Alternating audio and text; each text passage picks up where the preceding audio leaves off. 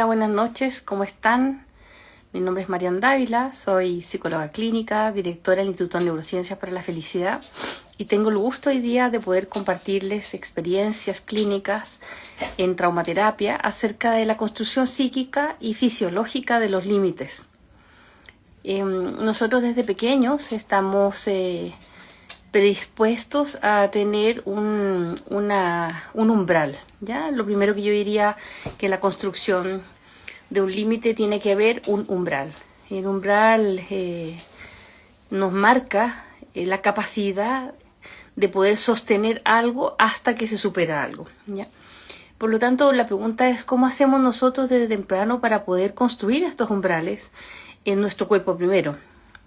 Luego, para poder representarlos a través de las historias que van apareciendo, ¿no?, a lo largo de la vida intrapsíquica y extrapsíquica. Lo interesante es que las fronteras psíquicas van a ser una construcción gradual de nuestra capacidad de tener una relación con el medio externo y con el medio interno de nosotros, para poder luego encontrar estas fronteras, ¿no?, y definir una realidad entre medio de ellas. No es tan fácil pensar, ¿no?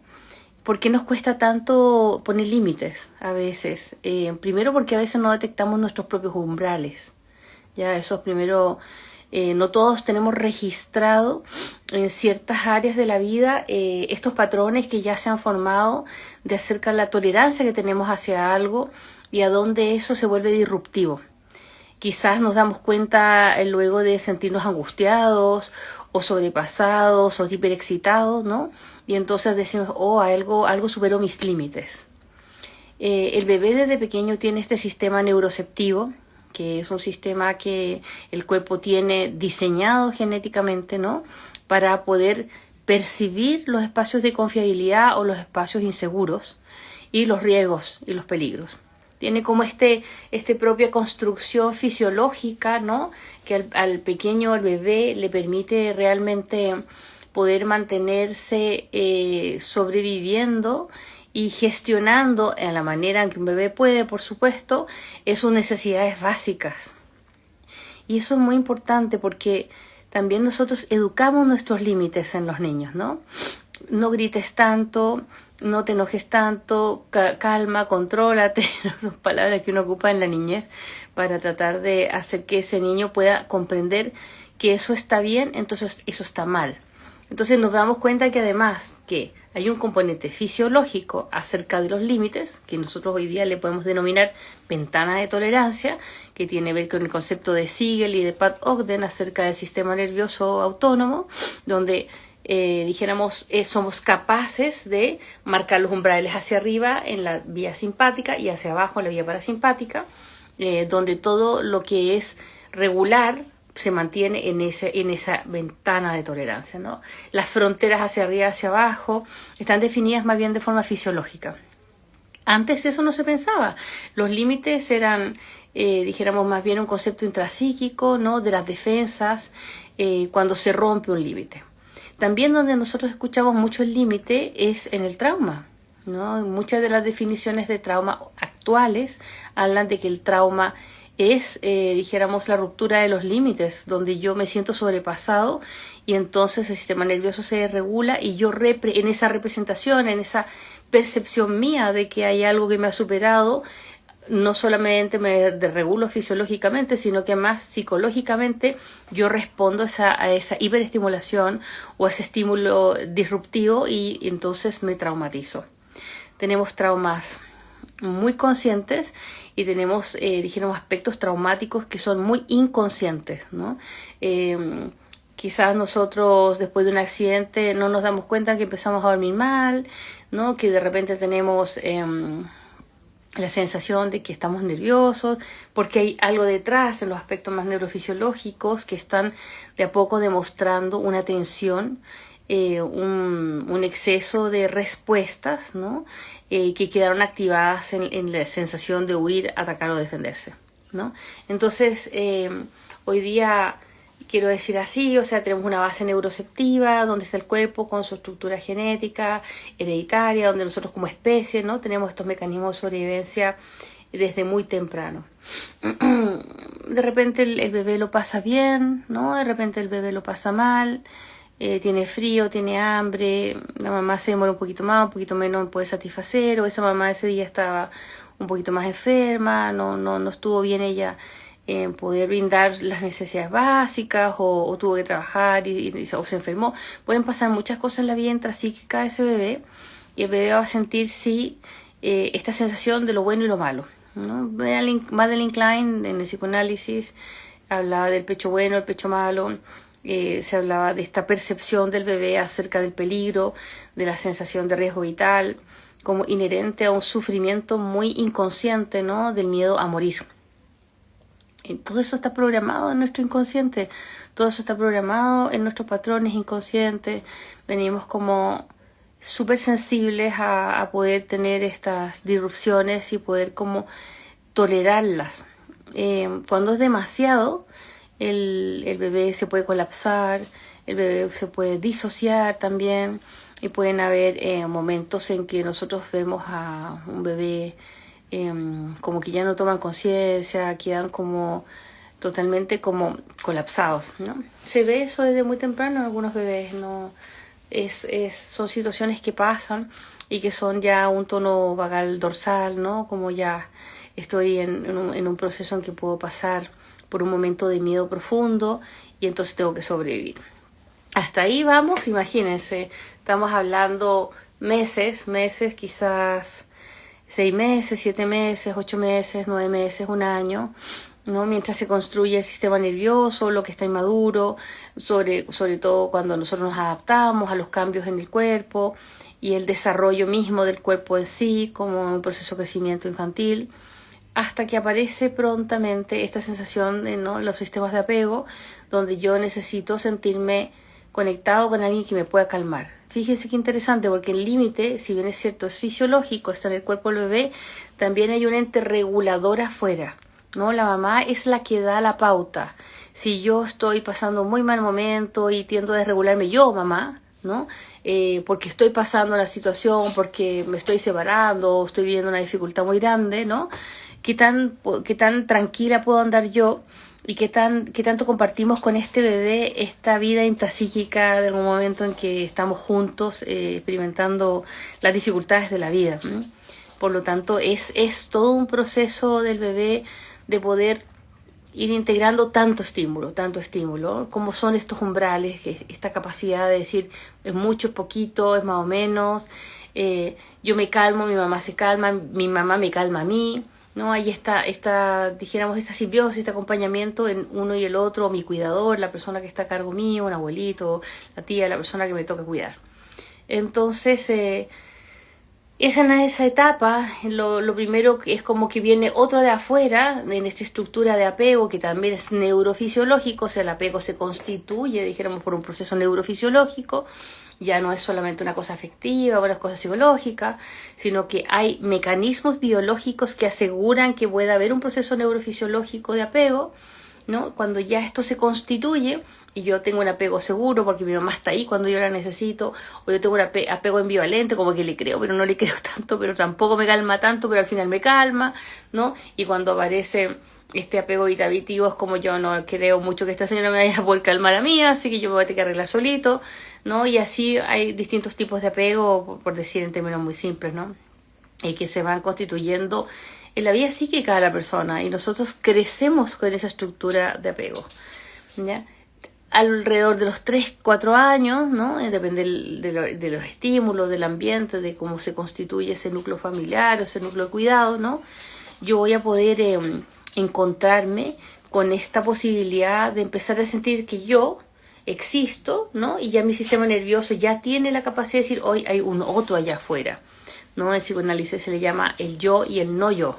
Hay algo que no soy yo, esa voz que me dice mi nombre, que ya me nomina, ¿no? Yo soy Juanito, Juanito ya existe, y entonces yo soy Juanito, y hay una identificación de este self, ¿no? Yo soy yo y el otro es otro. Ella es mi mamá y yo soy su hijo.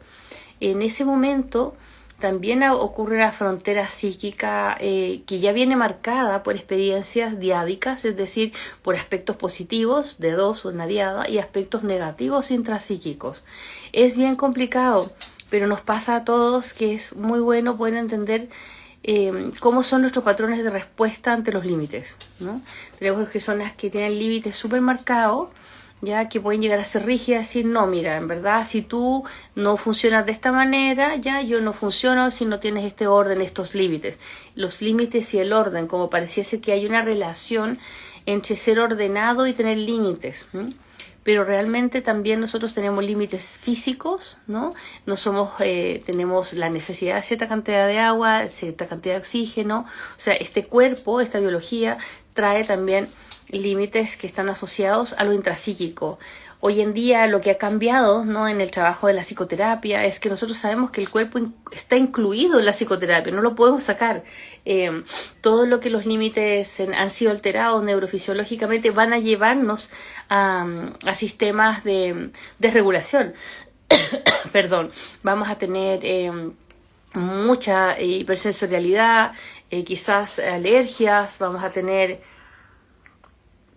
dificultades con la alimentación, vamos a sentir que no toleramos mucho sol o mucho calor o mucho frío o no somos capaces de regularnos cuando estamos muy sensibles porque hemos pasado una muy mala noche. Entonces ese cuerpo del niño, que ya sabe que hay un yo y hay otro que no es él, ¿no?, tiene todos estos registros ya de las historias de su vida, de lo polo positivo y lo polo negativo. De alguna manera sabe lo que sí y lo que no, ¿ya?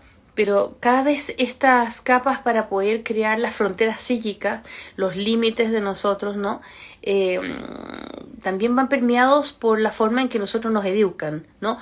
Antes, en mi espacio, cuando yo era más niña, era usted no puede hablar si están hablando los mayores, usted tiene que quedarse en la cocina comiendo con la nana. Había una serie de, dijéramos, de formas de tratar a esos niños que se tenían que comportar de esa manera. Entonces también los límites se ven influenciados por la cultura y la educación que hemos recibido, ¿ya?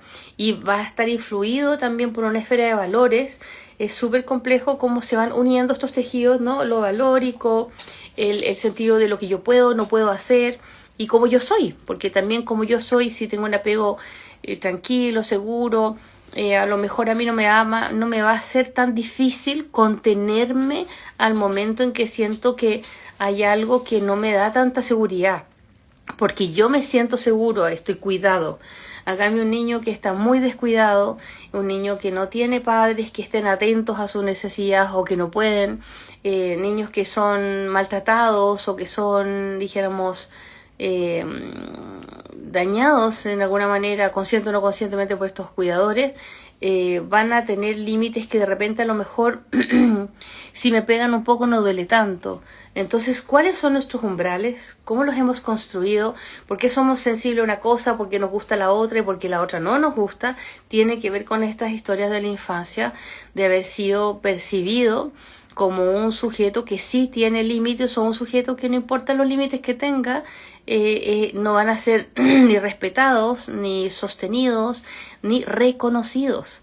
Entonces hay muchos niños que son como hiperadaptados, ¿no? Ahí aparece la hiperadaptación. Es decir, yo no tengo los límites claros, me pueden pasar cosas ambiguas, inconsistentes, que me lleven a situaciones como de riesgo, pero no logro estar en conciencia de esas formas de sentir la experiencia de la vida, porque no he tenido una manera natural de saber lo que es bueno para mí y lo que no es bueno para mí, sino que lo voy a aprender a través del desagrado, de la falta de sentirse seguro, de la experiencia del dolor, ¿no? Y ahí entonces empieza a teñirse un mundo más traumático, más estresante, y nos volvemos más sensibles a veces.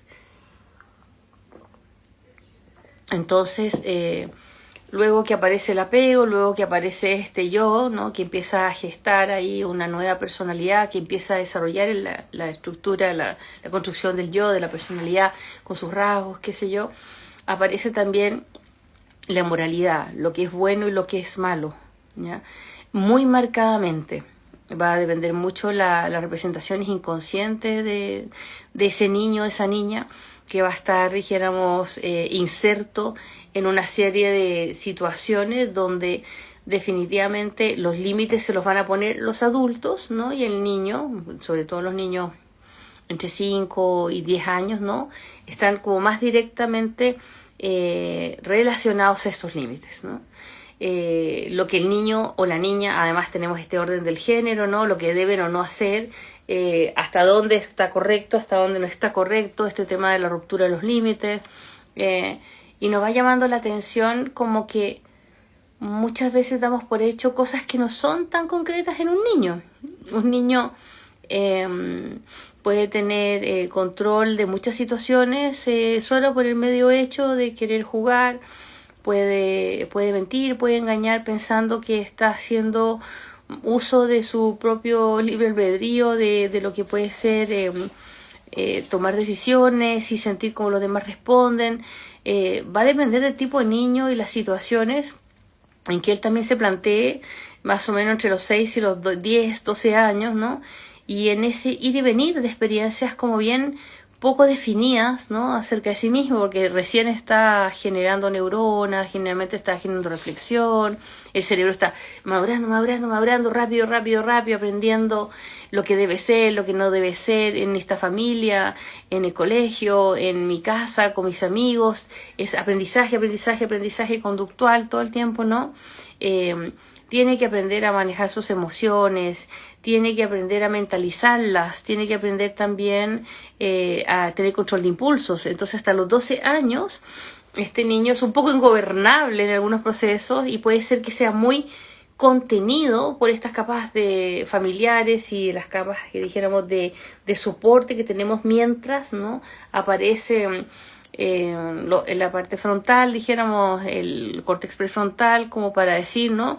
Estoy entonces ahora siendo capacidad de regularme y de contenerme y de mantener mis límites organizados, ¿no?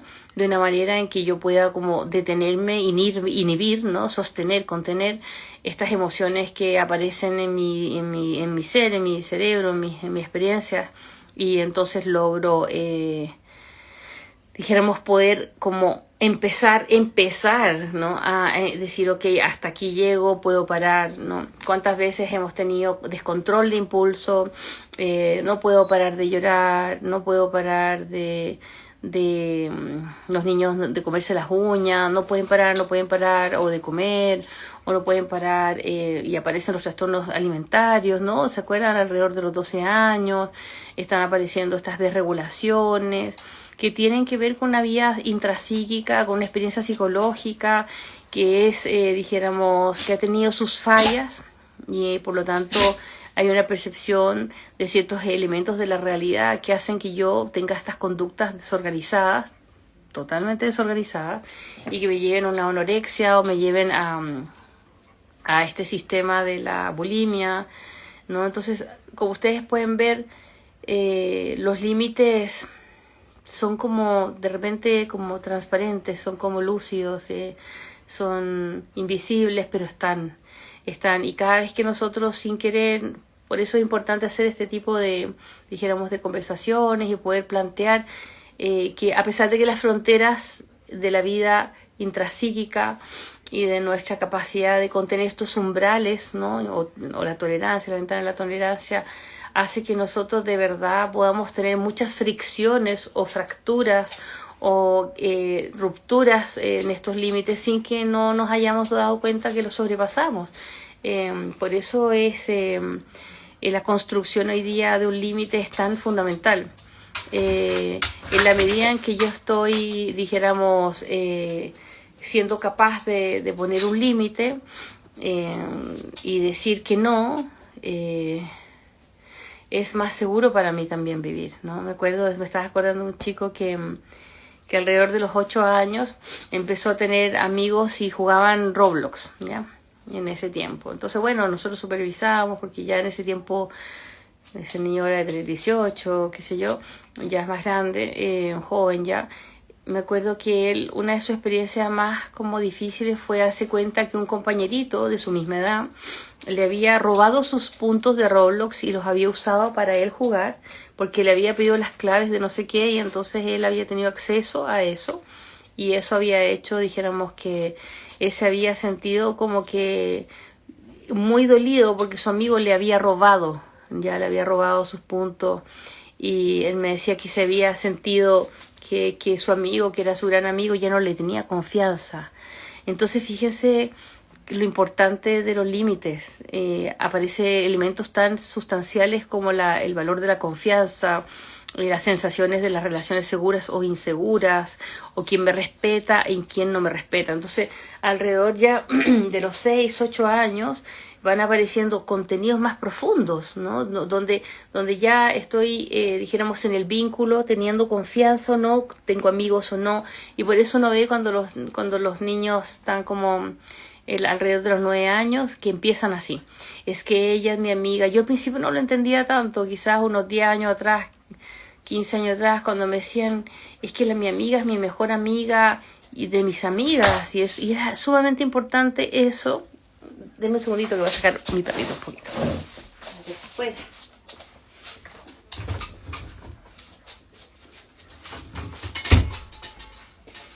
Disculpen. Entonces, estaba esto, ¿no? Y siempre era como encontrar ese amigo que me diera la confianza, ese amigo que respetara mis límites, que validara quién soy yo. Entonces también alrededor de los 9, 11 años, fíjese cómo esto va tomando como que las fronteras translúcidas se van volviendo elementos consistentes. Es decir, la confianza como una base, ¿no?, emocional y psicológica de poder sentirse seguro ante los otros.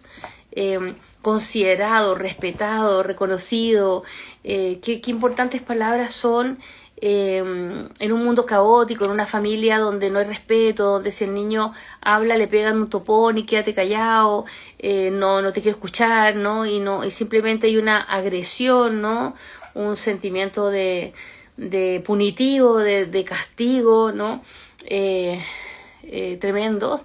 Y entonces el niño obviamente que se va a entender los procesos de una manera muy traumática o muy estresante o muy caótica, ¿no? Entonces alrededor de los 9, 10 años pareciese que el niño tuviese como una percepción muy profunda de que en algún momento él tiene que aprender a encontrar personas que son buenas para él o tiene que empezar a encontrar personas, detectar esas personas que no son tan buenas para él, ¿ya?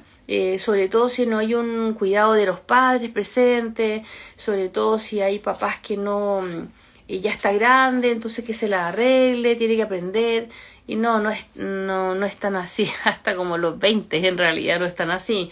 Pero bueno, hay situaciones y situaciones, y hoy día con la modernidad somos pocos los papás que tenemos esa posibilidad también de estar como al resguardo de este crecimiento psíquico, al resguardo de esta educación, ¿no? Para poder vivir en una estructura de valores que me permita a mí poner límites claros y tener un concepto moral acerca de estos límites, porque también finalmente alrededor de los 10, 12 años yo ya tengo alguna idea, no muchas en realidad a veces, de lo bueno y lo malo. Entonces uno va recalcando, ¿no?, en la terapia de la personalidad, va tratando de fortalecer, de reforzar todo lo que es acción y consecuencias, ¿no? La acción y la consecuencia. Si tú haces algo malo a un compañero, eso va a venir de vuelta. No porque yo tenga un superpoder y sea psíquica, no, es que suele suceder que la persona le molesta y va de vuelta con algo, porque todos tenemos esa capacidad de reaccionar ante el daño, o ante la ignorancia, o ante el descuido. Entonces, a los 12 años recién ese cerebro está como más o menos, dijéramos, en su base básica, mínima, de poder como decir, tengo ganas de pegarle, pero me voy a aguantar, ¿no? Empieza a aparecer la defensa, el mecanismo de defensa, aparecen estos primeros indicios, ¿no?, de cómo yo me tengo que comportar ante la sociedad, y hay una cosa moral de base, como de lo que se debe mostrar, lo que no se debe mostrar, y ahí va a depender del niño, porque hay niños que se demoran muy poco tiempo en cómo integrar estos nuevos códigos sociales, porque son códigos sociales, ¿no? Lo que debo y lo no debo hacer, soy hombre, soy mujer, el que manda en mi casa mi papá o mi mamá, códigos, ¿no? Y mientras yo también empiezo a encontrarme con una fuerza, una energía, un desarrollo, porque piensen que el desarrollo psicológico es también biológico, o sea, los impulsos neuronales, hormonales, endocrinos aparecen con una fuerza a los 12 años, entre los 10 y los 12 años, y tú quedas así como, ¿quién soy yo? Y por eso muchas veces los trastornos somatomorfos, ¿no? Esta construcción del yo como un sujeto que de repente le cambia la voz, de repente le sale el pelito, que de repente su cuerpo se modifica. De repente el niño no alcanza a entender todas las cosas que están pasando a una velocidad del rayo y en una psiquis que está en pleno desarrollo, ¿no? Y va a depender mucho cómo ese desarrollo es objetivado. Es decir, la mamá diga, oye, sí, a mí me encanta cómo te ves ahora porque parecís, no sé, pavito, entonces, o estás hablando divertido y te echan la broma, y tú estás así como, ¿quién soy yo? Ahora, ¿quién soy yo? Había estado 9, 10 años tratando de que saber quién soy yo y como construyéndome psíquicamente, y de repente a los 12 años resulta que mi cuerpo cambia por 2 años, más o menos, a veces más años en que estoy en desarrollo y crecimiento, y resulta que además tengo que definir mi organización, o sea, vengo con miles de cosas para poder construir estructura, ¿no?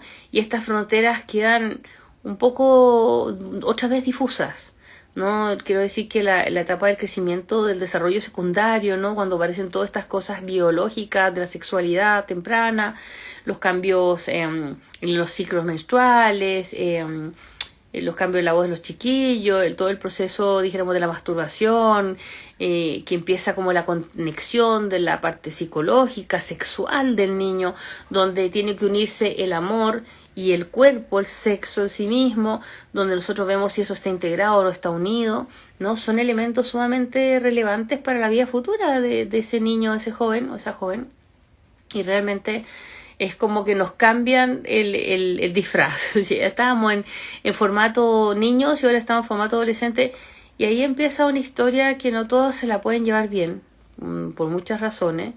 A veces tiene que ver con que a mí me gustaría haber sido así o de otra manera o de otra, y no me gusta mi cuerpo, no me gusta mi imagen, y ahí hay hartos problemas de autoestima y aparecen estas como percepciones negativas de sí mismo, ¿no? Y hay como un auto ensimismamiento, y los niños se quedan más introvertidos, más solitarios, porque son inseguros, porque no tienen cómo manejar esa tensión emocional.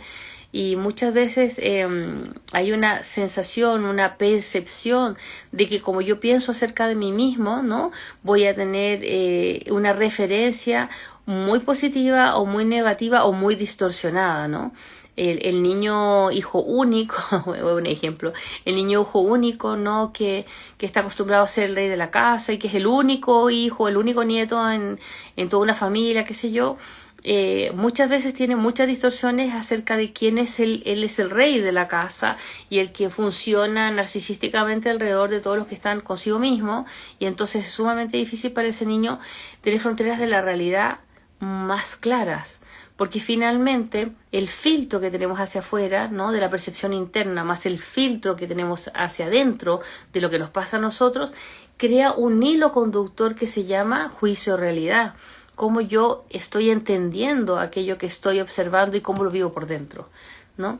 Entonces los límites son complejos en el sentido de que empiezan a tejerse con las sensaciones que yo tengo por dentro, con mis experiencias, como yo las percibo, y afuera, ¿no? Alrededor de los 14 años, ¿no? Empieza a haber un yo más concreto. Yo ya no voy a dejar que mi mamá me venga a decir que me tengo que poner los pantalones verdes con la camisa azul. Yo ya voy a saber que yo quiero ponerme unos pantalones rojos y que no quiero ponerme la polera verde. No, voy a empezar a ser más independiente, a tener una autonomía, y le voy a poner límites a mi cuidador. Ya no quiero que te metas en mis cosas, no quiero que me revises mi bolso. Y eso... no todas las familias están claros. Yo tengo familias que le han revisado el bolso o el Instagram a los chiquillos hasta los 12, hasta los 18 años, ¿no? Porque hay situaciones que los niños quieren explorar, que nosotros no estamos tan claros y que de repente, por ejemplo, en todo lo que es el ciberespacio, ¿no? Aparecen estos juegos homosexuales, estas actividades de repente en las redes que son súper complicadas para vivirlas como un adulto, pero que un joven o un muchacho recién, una muchacha recién observando estos cambios, quiere generar una serie de sensaciones placenteras, de disfrutar lo que está viviendo. Entonces, muchas veces lo que yo creo que debería ser no es lo que ellos piensan, y ahí tenemos este desfase, dijéramos, del desarrollo mismo, de la madurez de la persona, y nos vamos dando cuenta que de repente a las chiquillas les gusta poner fotos súper como provocadoras, o los chiquillos que les gusta. Hoy día yo veía caminar realmente un muchacho que había tenido unos 22 años, era temprano en la mañana, y me llamó mucho la atención porque él iba muy bien vestido, con una chaqueta muy bonita de como cuero con jeans o algo así, pero no llevaba polera abajo. Entonces uno quedaba como, se veía toda la parte. Y él caminaba de una manera como muy, como aquí estoy yo, vengo caminando, y generaba como una sensación como wow, o sea, él estaba en plena adolescencia mostrando lo que siente que es bonito de él. Entonces ahí, ¿dónde están los límites? ¿No? ¿Dónde están los límites? Cómo él construye esa idea de sí mismo, de que es interesante mostrar parte de su cuerpo, ¿no? Y ahí yo me quedé pensando todo el rato y wow, qué increíble como una persona valida una forma de conducta, y el otro, uno queda mirando así como, no sé si es mucho o poco lo que tiene puesto de ropa, pero se ve bien, con realidad lo que él quería, como esa sensación de wow, aquí estoy yo, me veo increíble. En verdad se veía súper bien, un cabrón bien buen mozo, un chiquillo bien buen mozo. Era interesante, pero ver su movimiento de su cuerpo, cómo él validaba su forma de ser y su ropa y todo, y lo vemos mucho en chicos que tienen una estructura más como extroyectada, más hacia afuera, ¿no? Que necesitan atención. Entonces, por eso es que nosotros en los test psicométricos como el Rorschach vamos a tener el grado de introversión o extroversión de estas conductas, ¿no? ¿Dónde están mis límites? Todo el rato uno debería preguntarse, ¿cuáles son mis límites? ¿Hasta dónde yo puedo tolerar una situación o no? ¿Cómo percibo yo cuando algún límite está roto?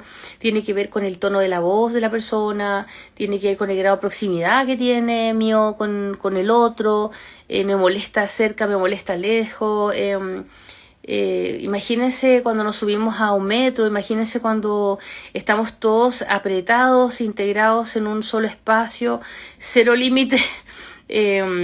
Dijéramos, me acuerdo que estando en África, en un día, una de las niñas me dice, bueno, vengo bajándome de las I love you, ¿ya? Y yo le dije, ¿qué es eso las I love you? ¿Por qué? Y me fijé que ella venía vestida, íbamos a una reunión, estábamos en Mozambique, en Maputo, y ella venía a una reunión y ella se bajó, ella cuando llegó a la puerta del lugar donde teníamos que reunir, venía envuelta con ropa, pero envuelta con una manta. Entonces y hacían 38 grados, hacía mucho calor, ¿ya? Entonces yo la miro y le digo, ¿pero qué es eso de las I love you? Entonces en esos lugares, en algunas partes de África donde es extremadamente pobre, el medio de transporte son las tolvas de los camiones. Entonces, ¿qué pasa? Que tú veías una tolva de un camión, de esos que hacen así, que se levantan, una tolva de un camión, la parte de atrás del camión, iban, por ejemplo, 100 personas. Entonces, para que nadie las pasara a rozar o las toqueteara, ellas se envolvían en este ropaje, en esta manta, y eso le llamaban las I love you, porque era cero, o sea, era como estar estrujado entre 100 personas, que todos se rozaban con todo a 38 grados, ese era el medio de transporte, y era como, Dios mío, o sea, esa era la forma en que ella ponía el límite me decía, no me quiero ensuciar y no quiero que me toquen, ¿no? Es la manera en que ella construía su defensa ante el impacto de ser cero espacio social, o sea, totalmente invadida. Entonces sí, para nosotros nos vamos a dar cuenta que el espacio social, o sea, que los límites ya alrededor de los 12, los 14 ya son más grandes, pero han cambiado. Ya no son solamente de los mil límites de cómo yo me comporto o hasta dónde estoy siendo capaz de integrar o de comprender lo que me está pasando o con quién me encuentro yo ante la seguridad, sino que a los 14 hasta los 18, 20, 22, ¿no? Donde ya mis rasgos secundarios ya están, donde yo ya tengo puesto el erotismo en mí, donde yo ya estoy buscando mis propios pares, convivir, compartir mis espacios de intimidad, mis espacios privados, ¿no? Aparecen nuevos límites. Es como si hiciéramos todo el tiempo estuviéramos como actualizando esto, como unos programas de computador, estuviéramos todo el rato, ¿quién soy yo ante los límites? ¿Cómo los construyo? Tengo un compañero y a mí me pasa mucho con personas que son muy sensibles, sobre todo chiquillos entre los 16, 18 años, que de repente ya no quieren prestar sus cosas. Entonces dicen, no, en realidad yo no quiero prestar mis cosas porque me las van a echar a perder. Entonces, ¿cómo construir estos límites? Y a veces a ti te dicen, no, es que tú eres un egoísta, no le prestas las cuestiones a tu hermano, pero es que son sus límites.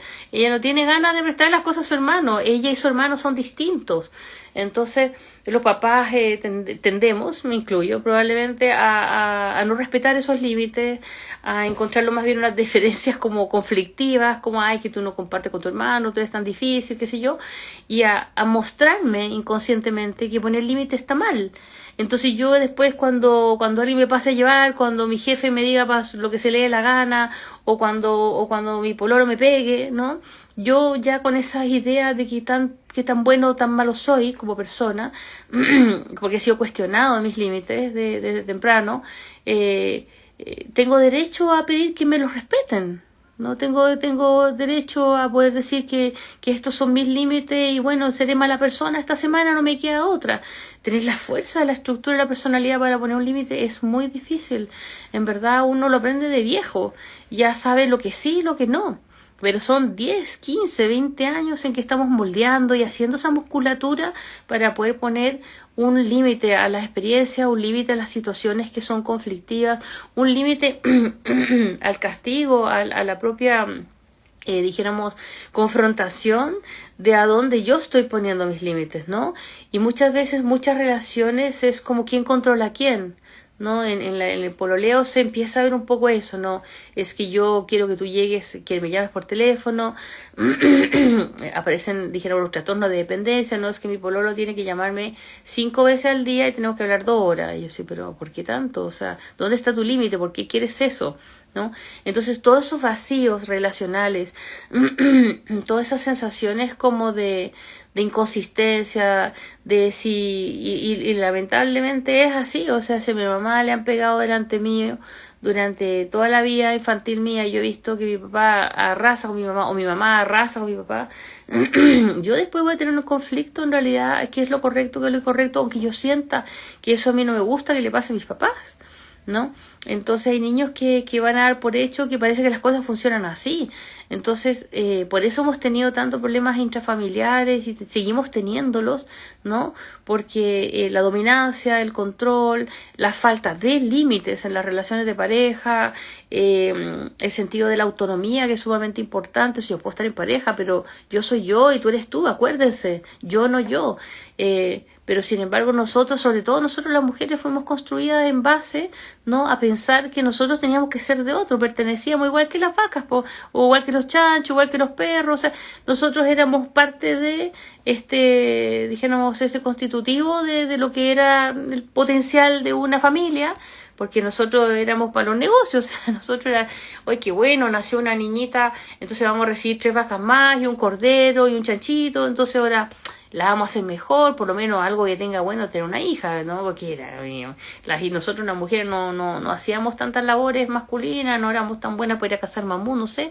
Entonces, durante 2000 años, y no, mucho más, desde, anda a saber tú de qué época, hemos sido todo el rato objeto de transición, ¿no? Objeto mercantil acerca del beneficio, del usufructo de la familia. Entonces nosotros traemos como mujeres muchos patrones inconscientes de dependencia y de la necesidad de estar todo el rato, dijéramos, viendo quién nos toma y nos lleva y nos sostiene, cuando en realidad la mujer es súper poderosa y ha tenido la capacidad de salir adelante, y también lo hemos visto a lo largo de la historia, como el maternaje, y no necesariamente sobre una madre, sino que el maternaje lo puede hacer también un padre, pues un rol, van constituyendo esos elementos maravillosos, fuertes, que van a hacer que la persona tenga unos límites claros y al mismo tiempo pueda ejercerlos, sus límites, tienen un derecho a ejercer sus límites, ¿no? Este es mi cuerpo, nadie lo toca.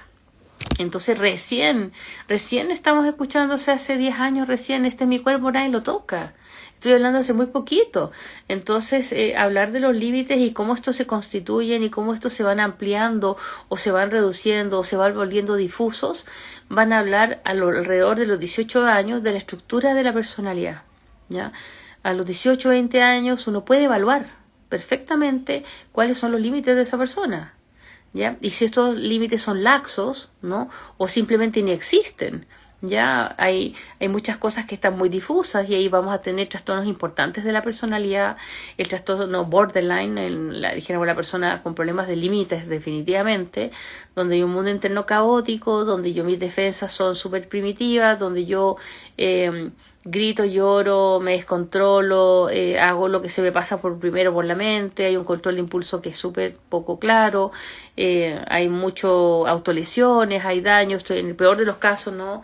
Hay mucha conducta errática, porque hubo una niñez, un mundo muy intenso alrededor de esa persona, y definitivamente no alcanzó, no le dio el tiempo para procesar tanta cosa, o simplemente fue demasiado afectado en sus propios límites, y entonces aparece el trastorno de la personalidad.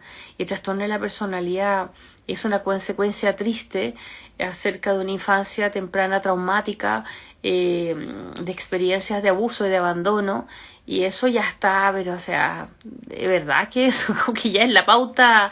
Uno dice, ok, ya estoy con esto, hubo un abuso sexual, hubo dijéramos explotación, no, tú vas a vivir conmigo, pero si tú quieres vivir conmigo tienes que hacer el aseo de la casa, preocuparte de las cosas, o sea, casi un intercambio de situaciones, y la niña, el niño o el joven no puede hacer una vida normal, de un desarrollo psíquico normal, porque no tiene las oportunidades, no tiene. Por eso es que buscamos que los niños no trabajen, ¿no? ¿Por qué? Porque cuando el niño está trabajando, el niño no está pudiendo ser niño. Cuando el adolescente está siendo explotado sexualmente o comercialmente, el niño no está pudiendo ser joven, el joven no está pudiendo ser joven, no está pudiendo integrar el amor y la sexualidad, no está pudiendo integrar el valor de sí mismo, ¿no? Aparecen vivencias realmente traumáticas. No digo que todo el mundo sea traumado por lo que le pasó en la vida, porque eso no es así.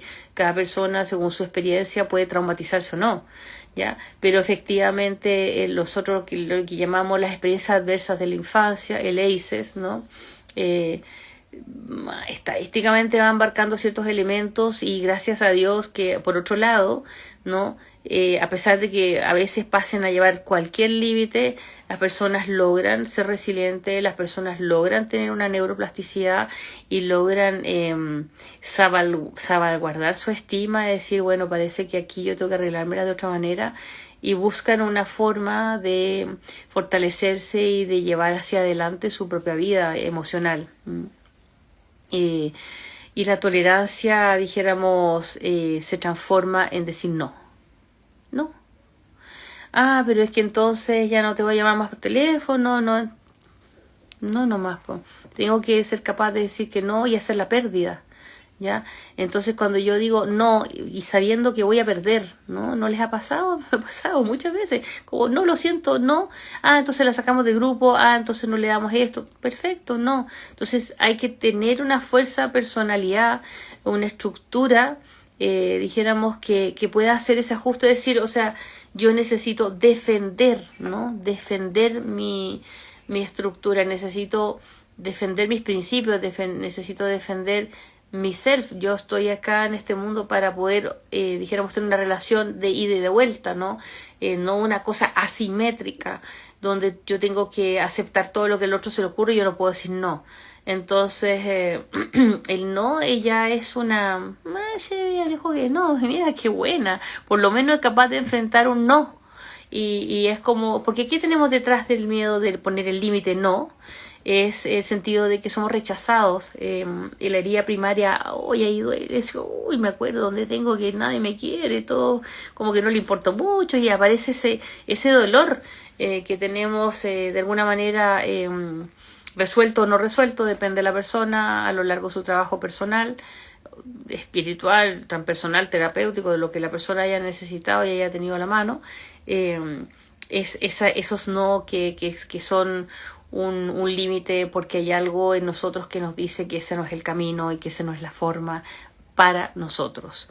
Entonces, un poco recapitulando, cuando yo tengo mis límites claros, soy un sujeto que tiene la posibilidad por lo menos de cuidarse, de hacerse cargo de sí mismo, de poder reflexionar acerca de sus propias fronteras psíquicas, y por el otro lado la neurociencia viene a decirnos agréguele a todo eso anterior, ¿no? El desarrollo intrapsíquico psicológico de la persona, agréguele además que cuando usted ya está adulto también tiene un cuerpo que tiene límites. Ya usted necesita tantas horas de sueño, usted necesita tanta cantidad de agua, usted necesita tanta cantidad de sol, y yo, sistema nervioso, necesito estar regulado. Entonces, los últimos tiempos, todas las terapias que aparecen psicocorporales, Feldenkrais, somática, las que hacemos nosotros, curación somática, holding points, vamos a ver la yoga, vamos a ver el mindfulness, vamos a ver todas estas nuevas terapias que son corporales, ¿no? Están integrando en nuestra vida psíquica nuestros límites, ¿no? Y a veces los límites se expanden con una buena respiración y se integran los procesos y mi sistema nervioso se regula. Entonces, muchas veces, antes, si uno estaba muy desregulado, ¿qué hace? Tomar una pastilla para los nervios. Hoy día uno puede ir a respirar, caminar con el perro, distraerse leyendo algo, puede hacer danza terapia, puede ir a yoga, depende de lo que a usted le gusta, si le gusta el spinning, ir al spinning, o a subir el cerro con el trekking, o sea, hoy día al menos siento yo que tenemos más herramientas a la mano como para respetar nuestros límites, para poder respetar el límite del otro, porque acá es como la ley de ida y de vuelta, o sea, yo necesito respetar mi límite y respetar el límite del otro. Y hay algo muy interesante que aparece cuando los límites están bien puestos, es que yo no necesito tener la razón, porque yo sé que el otro tiene su percepción de la realidad y sus límites, ¿no? Y muchas veces eso va a marcar los espacios que usamos de pertenencia, ¿no? Si yo no voy a estar en un espacio donde no me respetan mis límites, no voy a ir y a agarrar mi bella persona, me voy a retirar de ahí porque no necesito, dijéramos, y uno se da cuenta, a mí me pasa que de repente cuando entro a algún grupo y veo que hay mucha cosa y digo, no, esto, no sé cómo explicarlo, no tengo palabras, pero me supera. Adiós, yo necesito algo más tranquilo. Entonces cada persona va viendo sus límites. A lo mejor para mí caminar 2 horas al día con el perro es fantástico y otra persona tiene otro límite, ella necesita 20 minutos. Entonces, reconocer nuestros propios límites, ampliar nuestros límites, fortalecer nuestros límites, delimitar nuestros límites según el tipo de edad que tenemos, es un tremendo importante trabajo. ¿Ya? Y los límites lo que van a hacer es que cuando yo estoy con mis límites bien afuera y mis límites bien por dentro, voy a tener lo que se llama el juicio de la realidad, el sentido de realidad, de cómo yo estoy pudiendo adaptarme a estos procesos de movimiento en un mundo tan dinámico donde de repente nosotros no sabemos, dijéramos, con todos estos cambios tecnológicos, no tenemos las fronteras tan claras, ¿no? Hace 20 años, a lo mejor yo sin internet, sin nada, tenía mucho más tiempo, tenía otras actividades que hacer en la vida, no estaba preocupada de que tenía que hacer un live o tenía que ir a una conferencia o que tenía que llamar por tener una reunión con una persona que está en otro país, en otro uso horario. Nuestra vida ha cambiado mucho, mucho, mucho, mucho, pero lo que jamás va a cambiar es la construcción que tenemos que hacer de nuestros límites. Más límites claros, pero flexibles, hablan de salud mental, ¿ya? Una persona que tiene límites rígidos, ¿ya? Tiene temas. A veces hay que ser persistente y consistente en marcar el propio límite, porque yo tengo que saber si yo quiero ir expandiendo estos límites, cómo yo lo voy a hacer. Si yo soy tímida, por ejemplo, o siento una persona insegura, ¿qué puedo hacer yo para crecer en ese límite, ¿no? Me puedo poner desafíos personales y así, por eso yo siempre a los chiquillos les digo, vamos a teatro, vamos a artes visuales, vamos a aprender a hacer esto, cosas físicas, psicológicas, artísticas, que van a hacer que ese niño joven o adolescente pueda imaginarse construyéndose un sí mismo, ¿no? Después de los 18 o 20 años, el dueño de su destino en el 80% es el sujeto, ¿ya? Ya no necesito que mi mami me diga que yo soy simpática, bonita y maravillosa. A los 18 o 20 años necesito validarme con los otros allá afuera. Y necesito aprender a construir mi autoestima y necesito entender mis propios límites y necesito saber cuáles necesito mejorar, cuáles necesito cambiar, ¿no? Y cuáles son los que necesito ampliar. Y donde más nosotros vemos el cambio en los límites es cuando entramos a estar en pareja. Porque en estar en pareja nosotros vamos a tener que converger en ciertos límites y lo que nos hace unirnos son los valores en la pareja. Entonces ahí vamos a ver que tenemos una visión en común y marcamos límites para luego después empezar nosotros en el ciclo de la vida, ¿no? Si es que hemos decidido o no tener hijos, hemos podido o no configurar una relación, marcar los hitos de desarrollo de ese otro ser que está en nuestras manos por un tiempo y poder darle una dignidad, ¿ya? Los límites tienen que ver con la dignidad también. Y tienen que ver con la expresión de las emociones y con lo que yo puedo, dijéramos, conocer acerca de mí mismo. Así que, más que todo, lo que he querido en este live es como describir cómo estos van pasito a pasito integrándose estos conceptos. El cuerpo está detrás, dijéramos, dándonos esta sensación placentera o esta sensación del intenso, de lo negativo, de la tensión, cuando un límite se rompe, ¿no? No solamente se va a romper por un golpe o se va a romper porque me roben plata, porque rompen mi límite, rompen mi espacio, sino que hay muchos factores sensoriales, psicosomáticos que van a aparecer y mi cuerpo me va a decir, ¿no? ¿Cuál es mi límite? ¿No? Es muy bueno, les recomiendo de verdad de corazón que se planteen cada cierto tiempo cómo están con sus límites, son estos respetados o no, estoy yo manifestando esta posibilidad de decir lo que yo quiero ser respetado, cuáles son mis límites, a dónde yo voy a decir que sí, a dónde voy a decir que no, dónde estoy en esta capacidad de hacer un diálogo, ¿no?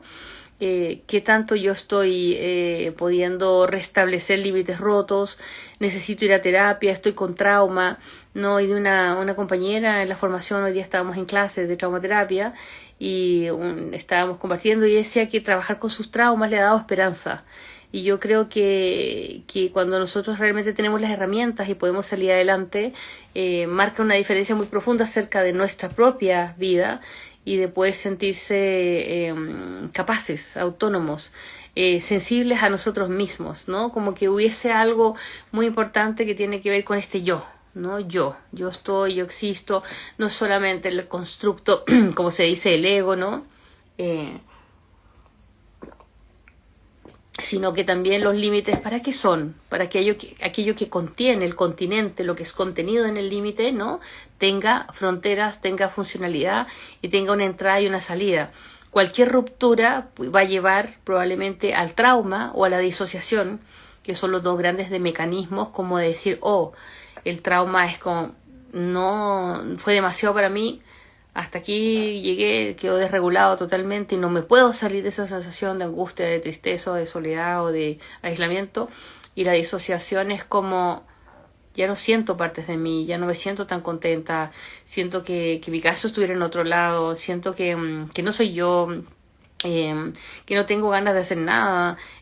Todo eso habla de cómo me desmotivé, no tengo ideas, muy disociativo porque el cuerpo no puede lidiar con esa experiencia y simplemente va a buscar elementos como para contrarrestar esas dinámicas tan intensas que a veces son muy tóxicas y entonces aparecen esas defensas que nos dejan como si fuéramos un rompecabezas pero le faltan piezas y no las podemos encontrar y las tenemos ahí en medio de lo inconsciente y no conectan, ¿no? Están fragmentadas, están escindidas Y lo peor de todo es quedarse así, es decir, el trastorno de la personalidad, la difusión de la identidad y los trastornos severos de la personalidad, que de verdad, por lo menos las veces que yo he trabajado en eso, que es mi especialización, el área en que yo trabajo clínica a veces, uno dice, wow, o sea, es como salir del infierno cuando uno tiene que luchar contra estas difusiones, con estas cosas de como no sé por qué soy así.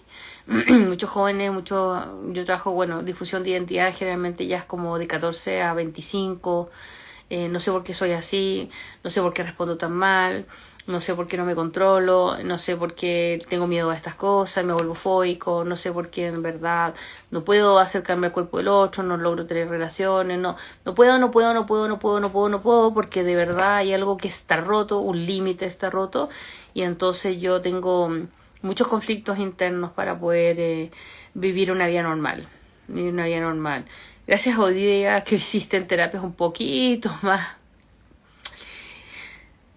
elaboradas que andar haciéndole un hoyo en el cerebro para una lobotomía, ya, o un choque eléctrico, como en psiquiatría hemos estado algún tiempo en ese espacio, todavía usamos el electroshock, de hecho, pero hoy día estamos cambiando el electroshock por cascos de resonancia magnética, con láser magnéticos para estimulación cerebral.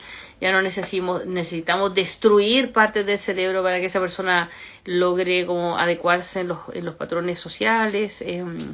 Y muchas veces estamos pudiendo como tener terapias como la terapia focalizar la transferencia de Otto Kemberg, o el DBT en algunas personas también, de la línea Linenhall, o dijéramos terapias que ya son como más para ese tipo de problemas, ¿no? Que vamos a aparecer entonces teniendo la posibilidad de encontrar un camino de vuelta para nuestra propia salud mental.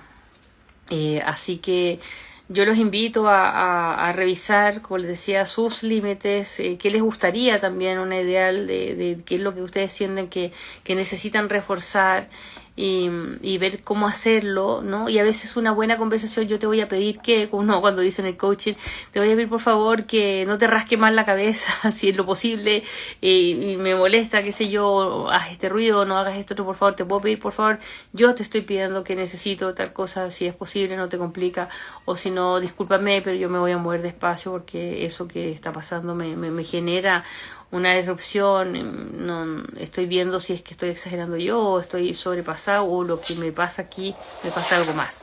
Entonces yo los invito a construir límites sanos y a realmente poder encontrar un camino que sea de regulación. Cuando no estoy en mis límites, cuando no los tengo claros o cuando son rotos, de todas formas van a aparecer las enfermedades psicosomáticas, el estrés, ¿ya? Y cuando ya la cosa se pone difícil, el trauma, y cuando se pone un poquito más difícil, el estrés post-trauma, ¿ya? Y ya después de ahí entramos en el estrés post-trauma complejo y las enfermedades psiquiátricas que no se las recomiendo. Así que muy buenas noches, muchas gracias por estar acá un rato escuchándome y espero que nos veamos el próximo domingo. Buenas noches.